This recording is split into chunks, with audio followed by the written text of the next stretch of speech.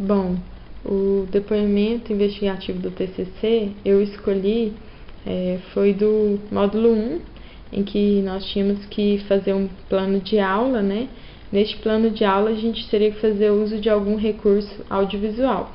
No caso, eu utilizei uma música, ia falar sobre migração, eu utilizei uma música e uma tirinha.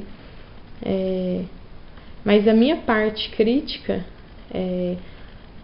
sobre os recursos audiovisuais é o seguinte: eles estão sendo bem utilizados pelos nossos colegas de profissão, por nós dentro de sala de aula?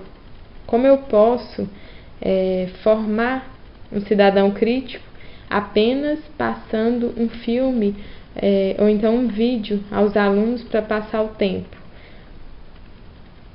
Como na minha época de escola, de colégio e até de faculdade, era possível perceber, o professor passava um filme e depois nem discutia, nem tinha uma explicação do porquê que estava passando aquele filme, então só passava para passar o tempo mesmo.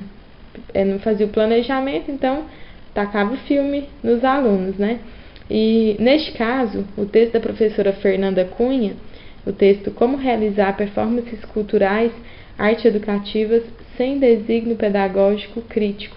Ele é interessante que ela fala do ato docente crítico no sentido da metodologia, na ação do ato docente, né? Porque o professor, ele exerce um papel muito importante no processo de ensino-aprendizagem do aluno. E, contudo, torna-se importante os recursos que possibilitam ao aluno ampliar suas ideias, né? Ampliar sua imaginação, estimular ele a refletir mais, questionar mais, então produzir novas ideias, apreciar, interpretar, avaliar o que está sendo passado, e o professor, nesse sentido, ele que tem o papel de estimular os alunos, né, a ser um cidadão crítico. E o texto da Mariana Tagliari, ele também fala performances culturais e arte e educação nas instituições de ensino. Ele foi bem interessante, que fala da aprendizagem por meio dos instrumentos tecnológicos. Tem seus lados positivos e seus lados negativos, né?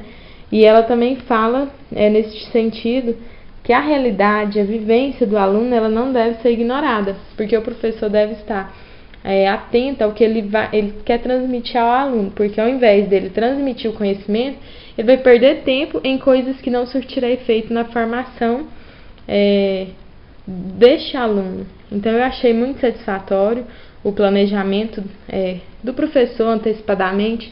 Ele é uma forma de desenhar na cabeça do professor aquela aula que ele quer dar, né? Então, obviamente que imprevistos acontecem, mas o professor ele tem que ter o plano B sempre. Então eu acho que o planejamento é muito importante previamente, né? Você fazer o planejamento antes para depois dar aula. Bom, é isso.